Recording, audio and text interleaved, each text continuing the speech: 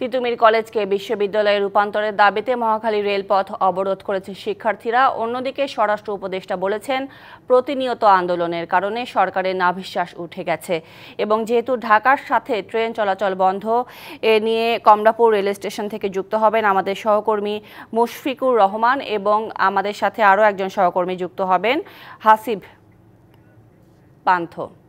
এবং আমরা প্রথমে চলে যাচ্ছি আমাদের সহকর্মী হাসিবের কাছে। হাসিব, যেমনটি প্রতিবেদনে দেখছিলাম, তিতুমিরকে বিশ্ববিদ্যালয় করার রাষ্ট্রীয় ঘোষণা দেয়া, শিক্ষা উপদেষ্টার বক্তব্য প্রত্যাহার সহ বিভিন্ন দাবিতে অনড় শিক্ষার্থীরা। এখন মহাখালী রেলপথ অবরোধ করে তারা কি বলছেন?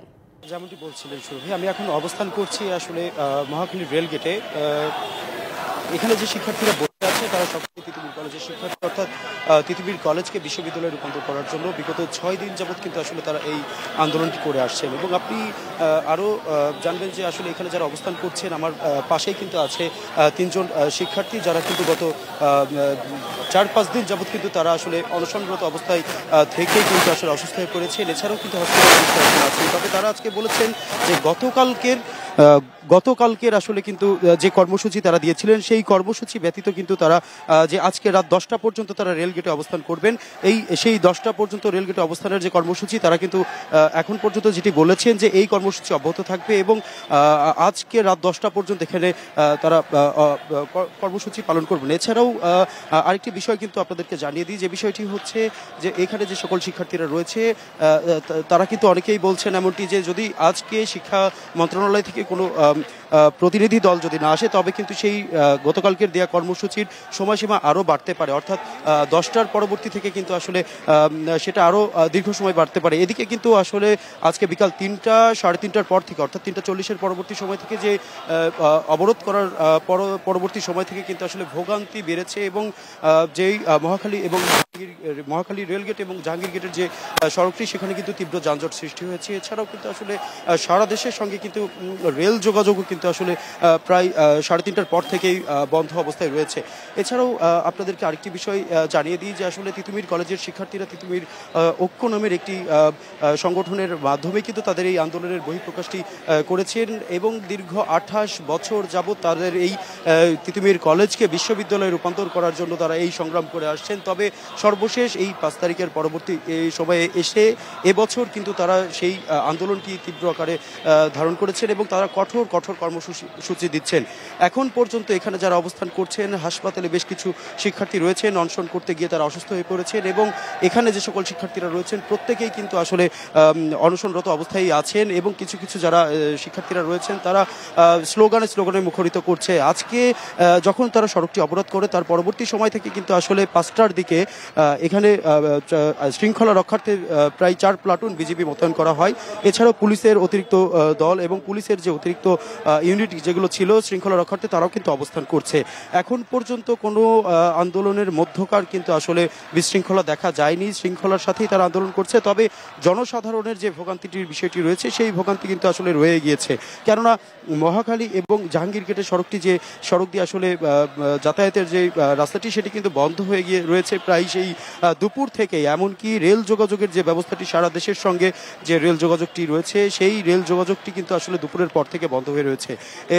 এছাড়াও এখানে যে সকল শিক্ষার্থীরা রয়েছে তারা এমনটিও জানাচ্ছিলেন যে এই ভোগান্তির কারণে তারা দুঃখ প্রকাশও করেছেন। বিগত দিনেও কিন্তু আমরা দেখেছি যে মহাখালী তাদের কলেজের মূল ফটকের সামনে কিন্তু তারা অবস্থান কর্মসূচি করেছেন, সড়ক অবরোধ করেছেন এবং গতকাল সর্বশেষ আপডেট তারা এমনটি জানিয়েছিলেন তাদের এই তিতুমির কলেজকে বিশ্ববিদ্যালয়ে রূপান্তরিত না করা হলে একটি পর্যায়ে তারা আজকের দিনে গুলশান, বাড্ডা, বনানী এলাকায় অবরোধ করবেন এবং সর্বশেষ তারা মহাখালী রেলগেটে আজকে দুপুর থেকে কিন্তু তারা অবস্থান করছেন এবং দুপুরে আনুমানিক 3:30টার পরবর্তী সময় 3:40, 30 থেকে 40-এর মধ্যবর্তী সময়ে কিন্তু তারা এখানে আসেন এবং সড়কটি অবরোধ করেন এবং এই রেল অবরোধ করার পরবর্তীতে কিন্তু আসলে ভোগান্তিও কিন্তু বেড়ে গিয়েছে।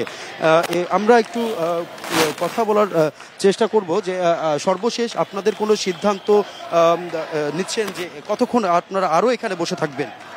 আমাদের পূর্ব ঘোষিত programme Barasat barricade north city, তার আওতায় আমরা কর্মসূচি চলমান রেখেছি। এটি রাত 10টা পর্যন্ত থাকার কথা এবং আমরা ততক্ষণ পর্যন্ত অপেক্ষা করব, আমাদের কর্মসূচি পালন করব। আমাদেরকে প্রায় ঘন্টা 2 আগে এই জুনের ডিসি সাহেব আমাদেরকে জানিয়েছেন যে মন্ত্রণালয় থেকে একটি প্রতিনিধি টিম আসবেন আমাদের সাথে কথা বলার জন্য।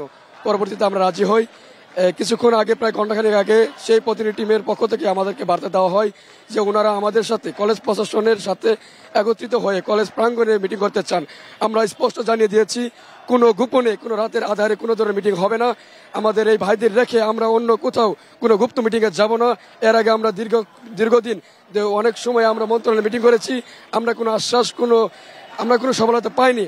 আজকে আমার ভাইয়েরা এই জায়গায় অংশ নিয়ে, যেমনটি আসলে বলছিলেন তিতুমির কলেজের একজন শিক্ষার্থী, তিনি কিন্তু জানাচ্ছিলেন এমনটি যে প্রায় ঘন্টা দুয়েক আগে কিন্তু এই জোনের যিনি ডিসি আছেন তিনি তাদেরকে জানিয়েছেন শিক্ষা মন্ত্রণালয় থেকে হয়তো একটি প্রতিনিধি টিম তাদের সঙ্গে এসে কথা বলবেন এবং সেটি কথা বলবেন তাদের কলেজ ক্যাম্পাসের যে প্রিন্সিপাল রয়েছেন তার কক্ষে। কিন্তু আসলে এখানে যে সকল আন্দোলনরত শিক্ষার্থীরা রয়েছেন এবং দাবি আদায়ের জন্য তারা সড়কে অবস্থান করে সেই সারাদিন যাবৎ যে আন্দোলনটি করছেন, তারা জানাচ্ছেন যে কোনো গোপনে কোথাও তারা বৈঠক করবেন না। যদি কোনো প্রতিনিধি দল আসতেই হয় তবে সেই ক্ষেত্রে প্রতিনিধি দলকে অবশ্যই এই রেলগেটে অবস্থান করতে হবে এবং এসে তাদের যে দাবিগুলো দিয়েছেন তারা সেই